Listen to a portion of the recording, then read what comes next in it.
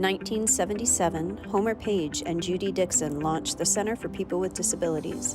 1977, Section 504 of the Rehabilitation Act was signed into law. It started with employment. There was this program, Employment Bank, I think it was called, in a summer program first, to help youth with disabilities to get into the jobs in a community and get the skills needed.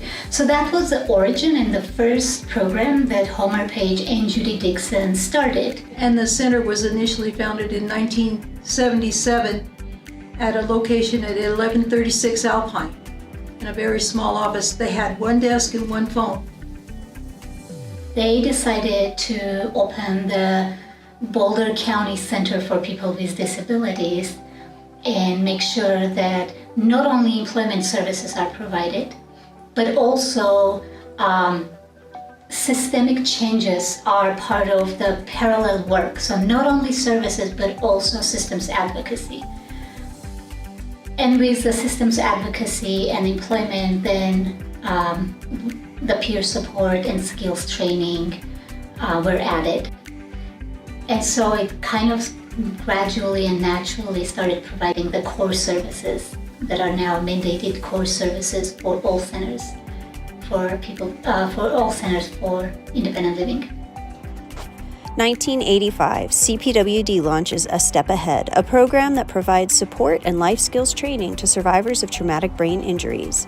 CPWD also initiates its home health program to provide in-home skilled and unskilled nursing and caretaker services to enable people with significant disabilities to live independently in their own homes. In the early years, there was the independent living skills training program for people with brain injury, where individuals would live in this apartment complex in apartments, and CPWD staff would work with consumers to teach the skills of to live independently. So they would go together shopping and making appointments, whatever is needed, and have these transitional training apartments where they would live under the support and guidance of the staff to the point where they are able to move on and rent out their own place. That was very successful for many years, and I have heard from the community that it was considered a role model of programs nationally, and other centers would come from other states to learn about this program.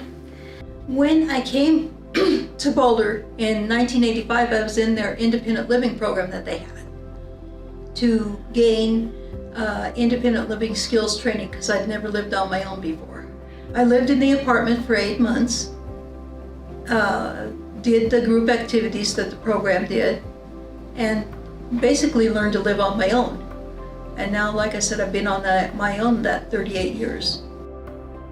In 1990, the Americans with Disabilities Act is signed into law. In 1996, CPWD's Longmont office is established.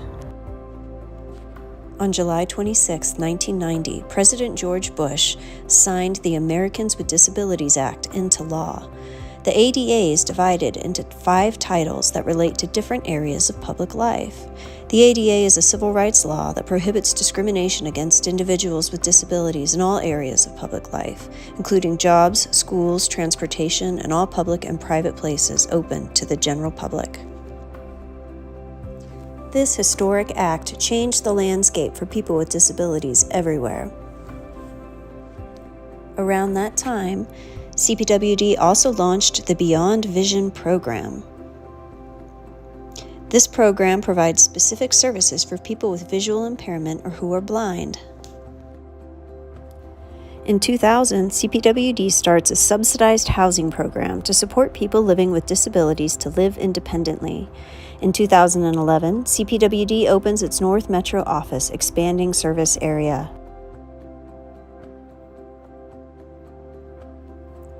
In 2017, CPWD officially initiates a youth transitions program to assist youth in transitioning from high school to adult independent living. Often, services post-high school change drastically as youth with disabilities move from having services provided by the school system to accessing adult services. CPWD staff work with these youth and families to plan for this shift and prepare them for successful transitions from high school to the real world, be that job seeking, higher education, or other vocational activities. In 2018, CPWD launches the Veterans Independence Program, championing independent living for veterans with disabilities by working in collaboration with the Veterans Administration to ensure veterans have at-home services needed to remain independent. Through this program, veterans are able to choose who their caregivers will be and have control over their own care. CPWD Today.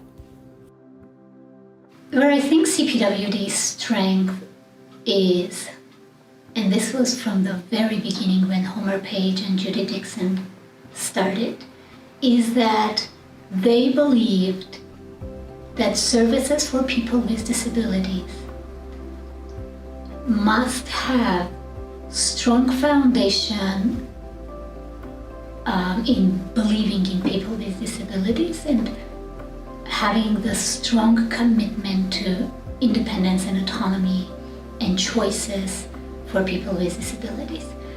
As long as services are provided with this foundation and with this dedication and belief, full, complete belief in people with disabilities, those services are going to be successful.